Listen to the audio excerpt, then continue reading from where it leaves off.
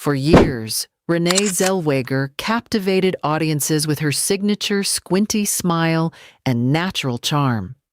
But in 2014, she stepped onto a red carpet, and the internet acted as if it owned her face.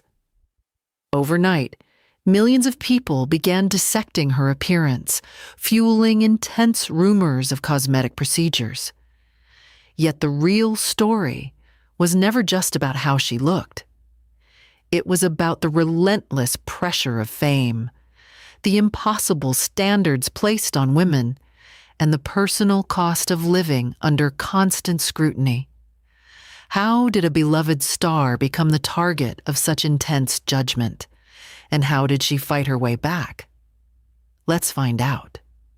Long before the global press cameras became her everyday reality, her story began in a much quieter world. Born in 1969 in the state of Texas, she was raised in a grounded, practical environment. Her family foundation was built on the hard-working values of first-generation immigrants. Her father, Emil Erich Zellweger, was a mechanical engineer originally from Switzerland. Her mother, Helfried Irene, was a dedicated nurse who immigrated from Norway. Growing up alongside her older brother Drew, who was just 2 years her senior, she absorbed a culture where discipline, education, and genuine effort were the true measures of success. In their household, personal value was never tied to superficial looks or studio glamour. During her teenage years, she attended Katy High School, a place defined by the classic culture of the American South. She was not a quiet student waiting for a magical break in show business. She threw her energy into nearly every physical and creative activity available. She joined the cheerleading squad. She stood on the field under the bright stadium lights, learning how to project her voice and connect with a large crowd. She competed in speech and debate tournaments, developing a sharp, analytical mind. She also dedicated herself to the drama club, acting in school plays simply for the pure love of the craft. These early experiences shaped a raw, authentic stage presence.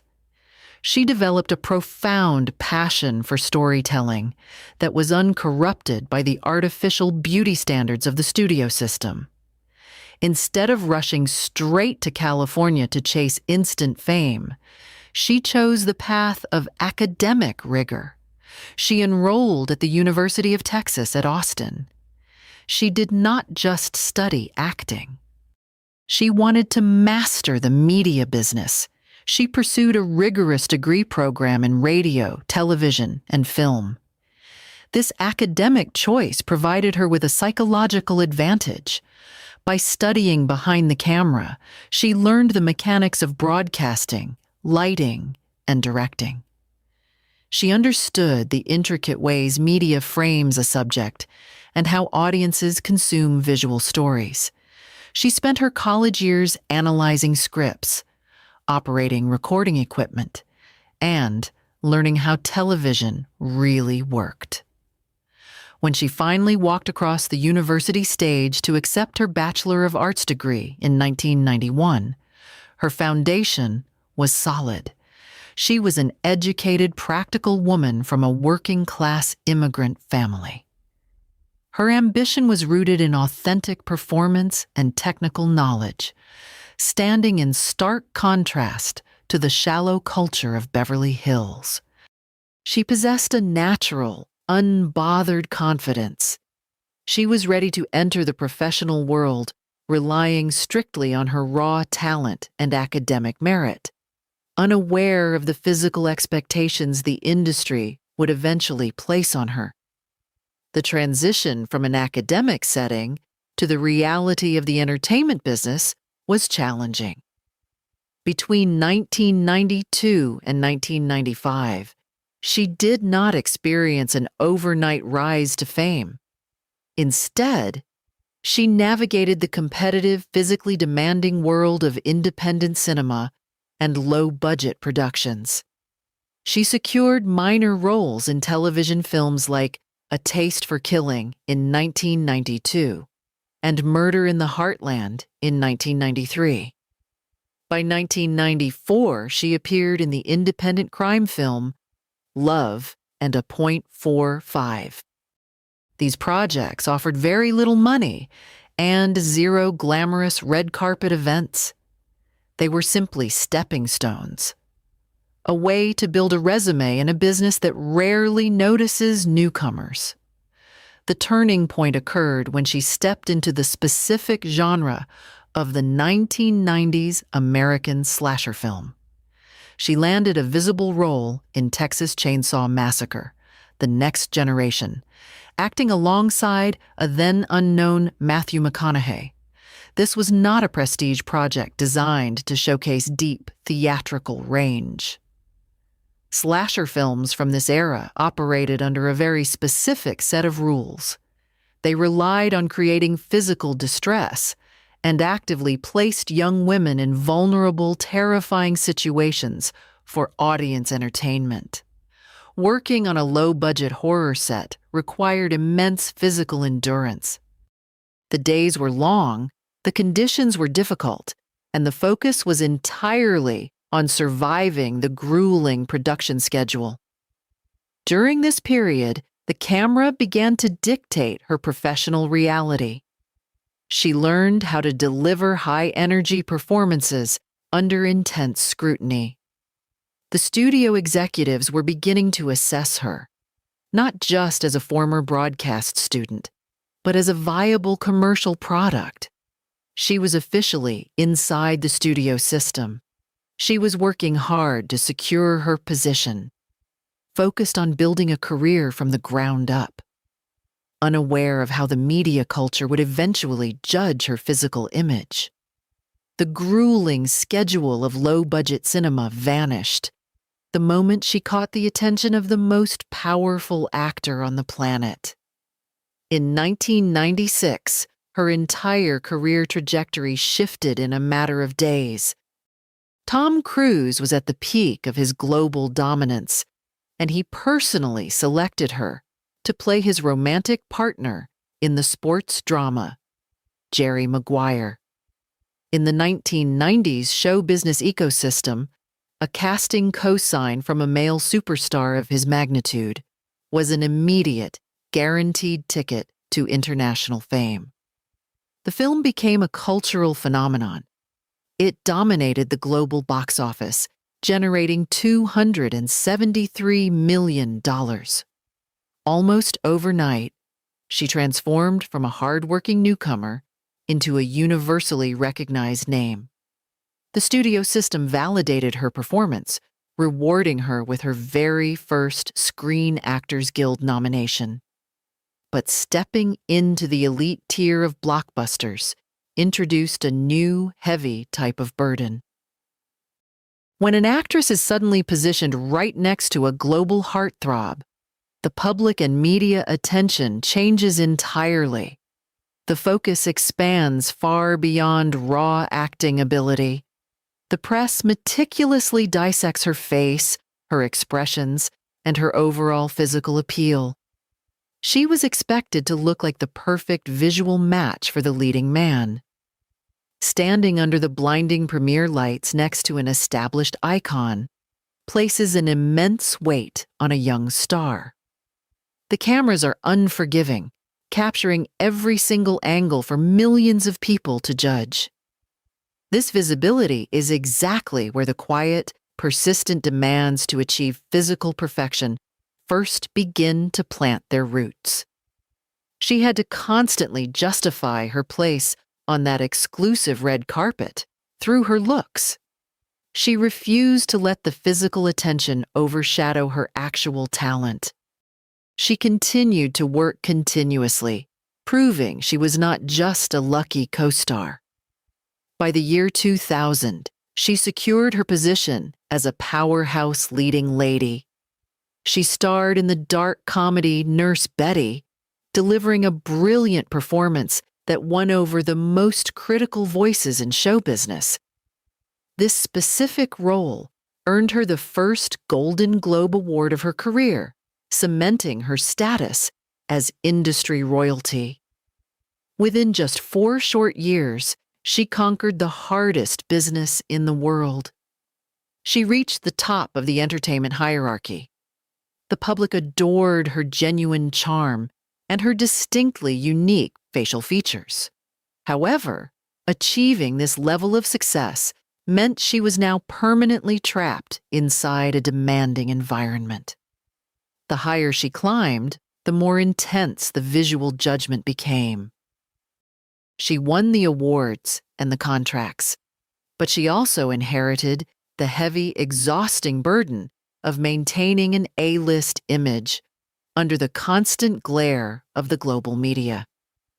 Entering the new millennium, she took a professional risk that permanently altered her career trajectory. In 2001, she secured the lead role in Bridget Jones's Diary.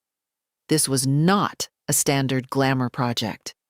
For countless women across the United States and the United Kingdom, Bridget Jones instantly became a cultural phenomenon. The character was the ultimate symbol of authentic imperfection. She stood as a direct rebellion against the ultra-thin beauty standards that dominated the media during that era. To capture this reality, the actress sacrificed her own vanity. She spent months perfecting a British accent and purposefully gained around 13 kilograms. She refused to wear a padded suit. She changed her actual body. The Academy recognized this commitment, rewarding her with her first Oscar nomination. However, the media culture never allows a female star to rest. Almost immediately after the film wrapped, she was required to drop all the newly gained weight. She had to rapidly sculpt her physique to meet the athletic demands of the 2002 musical Chicago. Her professional momentum was nonstop. The very next year, she achieved the ultimate validation in the acting world. She won the Academy Award for Best Supporting Actress for her role as Ruby Thews in the 2003 drama Cold Mountain. She stood on that stage holding the golden statue, universally respected by elite critics and deeply loved by global audiences. She was an untouchable A-list star, but the entertainment business always demands more. By 2004, she was called back to shoot the sequel, Bridget Jones, The Edge of Reason. This contract required her to force her body through the exact same grueling process. She had to rapidly gain another 13 kilograms, shoot the movie, and then immediately lose the weight quickly to return to her standard red carpet size. While the press praised her dedication to the craft, they ignored the physical toll occurring behind the scenes. Forcing a human body to aggressively expand and shrink multiple times within a tight 4-year window is a severe physical disruption. It disrupts the metabolism. It stretches the skin, breaking down the natural epidermal elasticity. She was essentially using her own physical health as a disposable tool to entertain the masses. This cycle of physical manipulation in the name of art established a dangerous foundation. She secured her legacy and won the highest awards. But the weight fluctuations may have placed significant strain on her body, leaving her exhausted by the demands of her own success. The momentum from her Oscar win pushed her into a non-stop work schedule, but the entertainment landscape is notoriously unforgiving. By 2008, the golden era of her box office dominance began to fracture. She took on diverse roles, stepping away from the familiar romantic comedies that built her empire. She starred in the sports comedy Leatherheads and the Western Appaloosa in 2008, followed directly by the psychological horror Case 39. Despite her incredible work ethic, the audiences simply did not show up. These projects failed to generate revenue, becoming commercial disasters at the box office. In a functional business, a string of financial flops is usually attributed to weak scripts, poor directing, or failed marketing campaigns. But the American entertainment culture operates on a prejudiced set of rules, particularly for female stars crossing the threshold into middle age. The film critics and the tabloid media did not simply review her performances. They launched harsh criticism directly targeting her looks. The public conversation shifted. Professional reviews started focusing significantly less on her dialogue delivery and heavily on her face. The exact same signature expressions that the public adored just a few years prior were suddenly placed under a microscope and mocked. The media pushed a damaging storyline that she was rapidly aging out of her audience appeal. They explicitly equated a movie's financial failure with her personal loss of beauty. The backlash exposed a cruel double standard in American media culture. When a male A-lister delivers a commercial flop, the media accepts that he simply chose a bad script.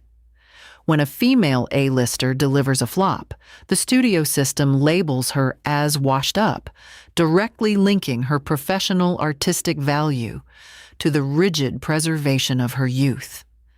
The public discourse surrounding her turned hostile. Tabloids constantly printed close-up photographs, analyzing every natural change in her features, disregarding her proven award-winning talent. She found herself trapped in a suffocating environment. She was working continuously, delivering her maximum effort on every single movie set, only to be reduced to superficial headlines about her fading looks. The daily professional burden was no longer about carrying a major motion picture. It was the impossible demand to physically freeze time.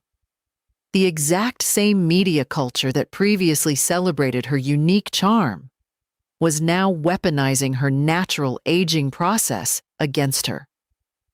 Every time she stepped in front of a camera, she faced a wall of negative attention. The raw talent that won her an Academy Award offered no protection against a culture determined to discard women the moment they show normal signs of growing older. The ongoing barrage of negative headlines and the physical toll of her nonstop schedule finally pushed her to a breaking point. By the time she wrapped production on the drama, My Own Love Song, in 2010, the internal damage was irreversible. She was no longer just dealing with normal career fatigue. She was experiencing severe burnout. In today's demanding world, burnout syndrome is a state of physical, emotional, and mental exhaustion. For an actress carrying the weight of studio expectations, this exhaustion is magnified to an unbearable level. She had spent well over a decade running on a continuous, punishing treadmill of film sets, international press tours, and highly scrutinized red carpet appearances. She had ignored her own deteriorating mental health just to keep the business moving forward. When an individual dedicates 99% of their waking life to feeding a public persona, the actual human being underneath slowly begins to vanish. The industry had extracted every ounce of her vitality, leaving her with nothing for her own personal reality. She was drained and functioning entirely on autopilot. The expectations to deliver perfect performances, paired with the public commentary tearing apart her public image, destroyed her love for the craft. The camera was no longer a tool for artistic expression. It was a hostile weapon. She fell under the crushing weight of emotional exhaustion. The A-list lifestyle she had sacrificed everything to build had transformed into a suffocating, inescapable prison. She was surrounded by managers, agents, and publicists, yet she was experiencing the most profound isolation of her entire life. The breaking point culminated in a moment of harsh clarity. Looking back at this exact period, she delivered a heartbreakingly honest confession. She admitted that it was time to step away, because she had literally become sick of the sound of her own voice. For most people, that sentence sounds impossible. How can someone become tired of their own voice? But imagine spending years giving interviews, years answering the exact same questions, years pretending everything was perfectly fine for the cameras. When you spend your entire life speaking lines written by other people and projecting an image demanded by the public, eventually, even your own voice starts to sound like a complete stranger. This was not a complaint about a bad script or a difficult director. It was a stark admission of total psychological depletion. She realized that if she forced herself to stand in front of one more camera or memorize one more line of dialogue, she would break apart. True survival required an immediate response. In 2010, she made the definitive choice to stop. She walked away from the paychecks, rejected the prestigious scripts, and abandoned the global spotlight. She cut all ties with the Beverly Hills bubble. This was not a calculated career hiatus designed by public relations experts. It was a desperate flight to protect her own sanity. She chose to disappear from the public eye because embracing anonymity was the only way left to save her own life. Disappearing into obscurity is often viewed as a fatal career move in show business. But for her, it served as a vital lifeline. Between 2010 and 2016, she executed a massive personal reset. She detached herself from show business and embraced a strict, off-the-grid lifestyle. In a modern society where public visibility is practically required, choosing to live separated from media attention has become a highly coveted way to protect a person's mental health. She traded the suffocating red carpets for genuine anonymity. For the first time in years, nobody wanted anything from her. Nobody needed an interview. Nobody needed a photo. She could simply exist. During these 6 quiet years, her daily routine radically changed. She did not read movie scripts or negotiate studio contracts. Instead, she focused on normal, grounding activities that offered real substance. She spent her time writing music. She challenged her mind by studying international law. She became involved in a home-building project.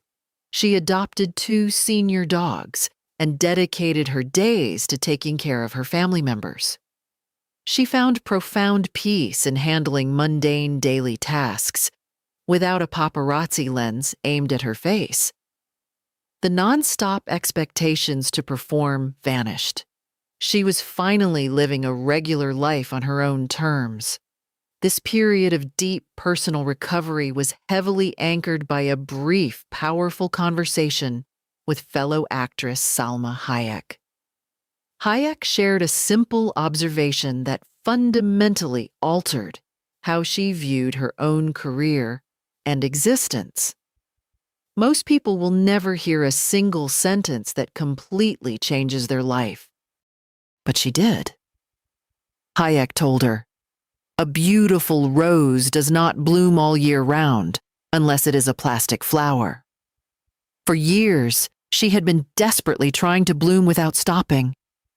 She had pushed her body and her mind past the breaking point, terrified that if she wilted even for a moment, the industry would throw her away. And for years, that impossible effort had nearly destroyed her. That exact sentence struck her with clarity. The entertainment culture actively demands its female stars to bloom endlessly. Actresses are expected to maintain a permanent state of youthful perfection, never showing a single sign of exhaustion, stress, or natural aging. The studio system expects them to function as immortal, unchanging fixtures for global consumption. But biological reality does not operate that way. Real human beings require downtime. They need to step back, to rest, and to experience different natural seasons. She finally understood that forcing herself to stay in the spotlight would require turning herself into something artificial. She had to accept her own natural cycle. Stepping away and allowing herself to temporarily stop blooming was the only effective way to heal her damaged mental state. She actively refused the industry's demand to become a lifeless plastic flower just to stay relevant. By choosing an anonymous, quiet reality, she repaired the internal damage caused by decades of public attention. She reclaimed her own identity, proving that true peace is found far away from the destructive expectations of fame. After years of quiet isolation, a single public appearance completely destroyed her hard-won peace. In October 2014, she decided to attend the Elle Women in Hollywood Awards. It was supposed to be a standard industry event honoring female professionals. Instead, it became one of the most publicized moments in modern entertainment. The second she stepped onto the red carpet and faced the wall of photographers, a wave of shock swept through the press line. For 2 decades, audiences genuinely believed they knew her face. They had watched that exact face fall in love. They had watched it cry, laugh, struggle, and win awards. It was a face that felt like an old friend to millions of women. Then, one red carpet appearance changed everything. The woman standing in front of the flashing cameras did not look like the actress the world had celebrated for 20 years. Suddenly, people looked at her as if she were a complete stranger. Her appearance seemed noticeably different. Many observers believed the area around her eyes looked different. Many people felt her signature squint, the exact distinctive feature that made her famous and relatable, was gone. The internet reaction was instantaneous and hostile. Within minutes, photos from the event flooded every social media platform and tabloid front page across the country. People did not hold back. Millions of users aggressively analyzed her face, sparking endless rumors of cosmetic procedures. The commentary rapidly shifted from initial surprise to outright cruelty. Anonymous internet users and major gossip magazines alike stripped away her humanity without hesitation. They published ruthless articles labeling her unrecognizable. They launched personal attacks, mocking her looks continuously. The media and the public treated her body as if it were public property, a piece of disposable entertainment they had the right to dissect and destroy.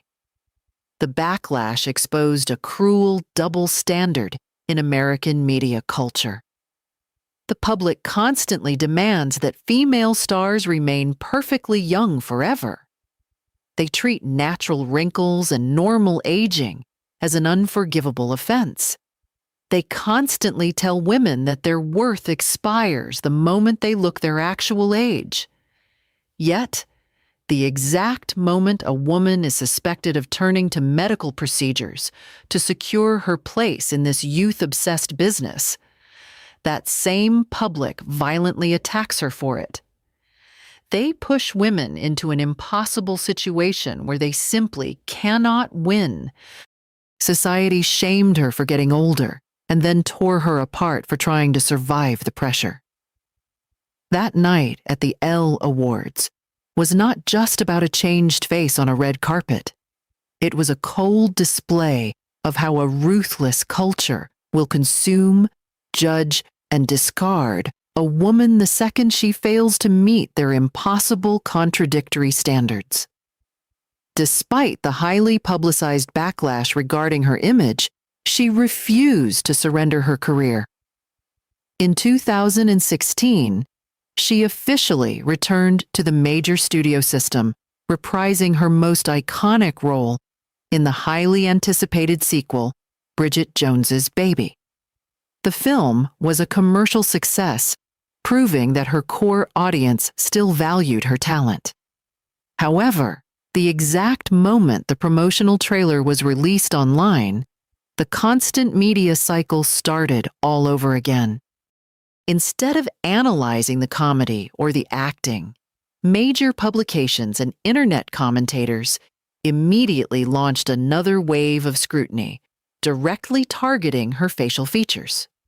This time, she did not retreat into silence. Instead of passively accepting the public humiliation, she executed a strategic, powerful counterattack. She published a detailed, fiercely written essay titled, "We Can Do Better," directly on the Huffington Post. This piece was not a defensive apology or a medical confession. It was a calculated, unapologetic indictment of the systemic sexism embedded within modern media. She dismantled the absurd reality that a woman's physical appearance is treated as a valid topic for daily journalistic news. She directly called out the severe double standard operating within the entertainment world. When male actors alter their bodies, gaining weight, losing weight, or visibly aging, the business praises them for their dedication and distinguished character. But when female actors experience the exact same biological realities, they are subjected to aggressive body shaming. She highlighted the absurdity of a culture that routinely tears women apart for normal human flaws, essentially demanding that they conform to an impossible, fabricated standard of youth. Her fierce public resistance triggered a shockwave of support from other powerful women. Major stars like Jennifer Aniston and musician Sky Ferreira publicly aligned with her stance. They actively defended her essay and criticized the tabloid culture that constantly disguises cyberbullying as free speech. She successfully shifted the narrative. She stopped being a target and started speaking back. By calling out the hypocrisy, she empowered countless women to recognize that the intense burden they feel to remain perfectly youthful is not a personal failure. It is the direct result of profitable, heavy societal expectations.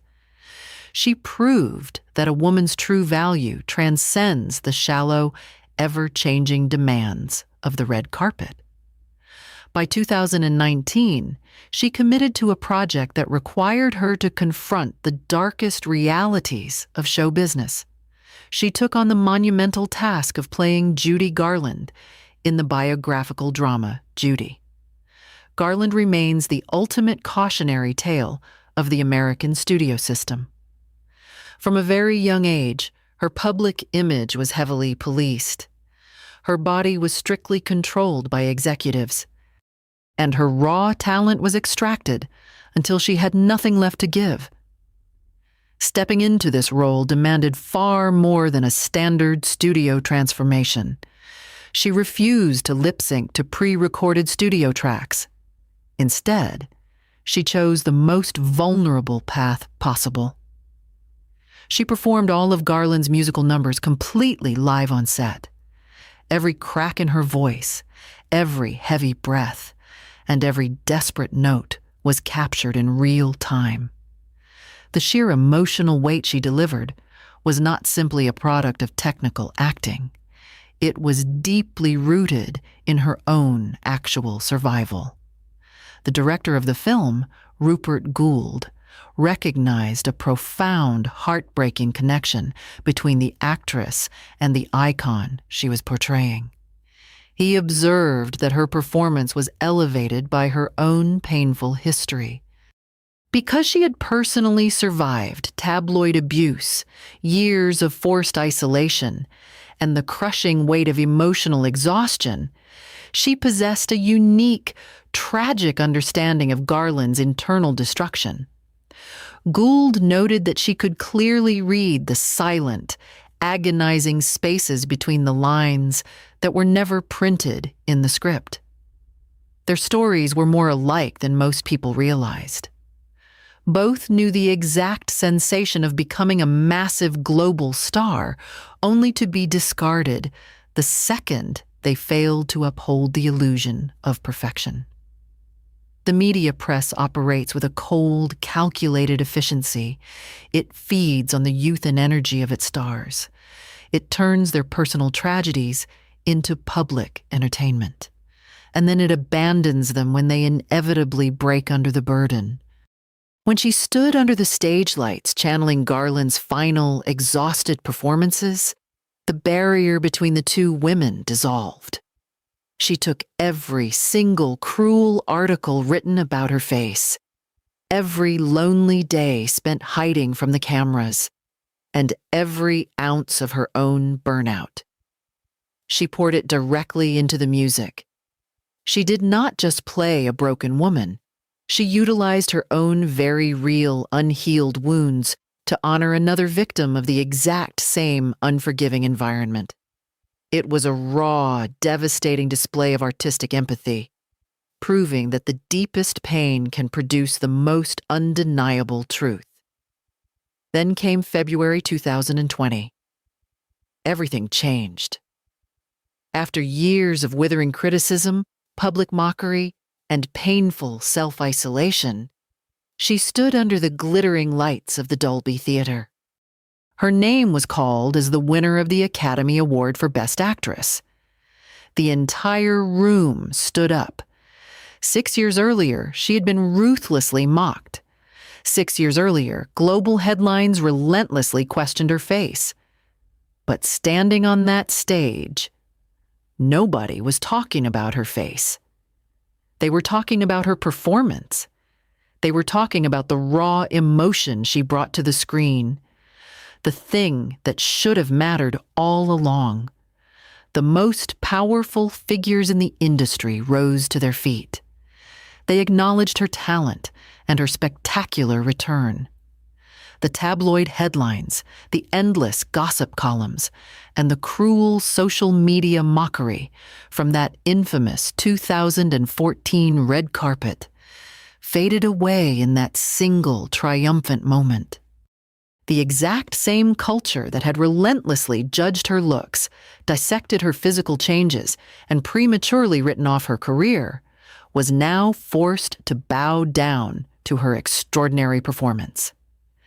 This victory was not just another standard career milestone to add to her resume. It was a profound, deeply emotional, personal victory. She went through the worst years of her career and came out stronger. The industry is a notoriously ruthless environment that constantly attempts to break women when they stop fitting a specific visual mold. It strictly demands eternal youth and punishes any visible sign of aging or vulnerability. But standing on that stage holding her Oscar, she fiercely proved that raw talent cannot be taken away, erased by internet trolls, or bullied into submission. She did not just survive a broken system. She actively conquered it entirely on her own terms. For the audience watching at home, this was the ultimate cinematic redemption arc playing out in real life. American culture deeply reveres the concept of the comeback story. It does not matter how far you have fallen, how harshly the public has turned against you, or how loudly the media has declared your defeat. What truly matters is exactly how you choose to stand back up. Her win was a massive, unapologetic statement of empowerment for every woman who had ever been told she was past her prime. When she looked out at the crowd, she did not look like a broken victim of the tabloid press. She looked like a complete powerhouse. After everything, she was still standing. By claiming the highest honor in the film industry, she effectively silenced every critic who had dared to reduce her worth to the shape of her eyes. She reminded the world that her legacy is not defined by a viral photograph or a fleeting scandal. The gossip faded. Her talent didn't. Following her industry validation, she changed her approach to the studio system. She no longer chased the exhausting validation of the major studios. During the global slowdown between 2020 and 2022, she took firm control of her own career path. She stepped behind the camera to produce, while also starring in, the true crime television series The Thing About Pam in 2022. She was choosing specific projects based entirely on personal interest rather than bending to external demands. Today, in 2025 and moving directly into 2026, her everyday reality is defined by quiet, hard-won peace. She has abandoned the toxic pursuit of artificial youth. Instead of obsessing over superficial enhancements, she embraces the modern wellness lifestyle, a movement highly respected by women across the United States and the United Kingdom. This modern focus on actual wellness rejects the old studio rulebook. She prioritizes her physical strength and mental health over impossible red carpet expectations. Her daily routine is deeply grounded. She maintains her vitality through dedicated hot yoga practices and spends her days enjoying a private life surrounded by her family and her rescue dogs. She finally detached her self-worth from the harsh glare of the public eye. This deep internal healing set the perfect stage for a joyful, highly anticipated cinematic return. She officially stepped back into her most famous, beloved role, starring in the fourth franchise installment, Bridget Jones, Mad About the Boy. However, the circumstances surrounding this current production are entirely different from her previous experiences. She is no longer subjecting her body to extreme weight fluctuations just to satisfy a demanding script. She is no longer fighting a desperate, losing battle against her own body. She returned to the screen wearing her authentic, natural face. That familiar, signature squinting smile has re-emerged, showing genuine happiness and comfort. By stepping into the massive global spotlight exactly as she is, she represents a sign that attitudes are changing. She champions the reality that accepting the natural aging process is infinitely more powerful than attempting to freeze time. She proves that a woman in her late 50s can still command international attention without needing to look 25. She walked through the worst media scrutiny of the last decade, and somehow, she made it through.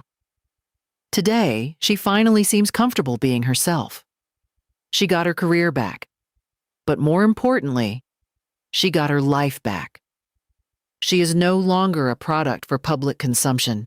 She is a woman fully at peace, proving that true happiness naturally outshines any artificial standard ever created by the entertainment business. In this business, looking perfect has always been an advantage. It forces women to erase their genuine identity just to survive the spotlight. When an industry pressures a person to become a rigid plastic flower to satisfy a demanding crowd, the most unique, beautiful traits are suffocated. The tragedy was never just that her face changed. The tragedy was that millions of people believed they had the right to judge why. But her story is not just a tragedy. It is a powerful reminder that true value lasts longer than superficial gossip. What are your thoughts on her incredible journey? Tell us in the comments below. If you want to see the cold truth of show business, hit the like button and subscribe to The Beauty Curse. We will see you in the next video.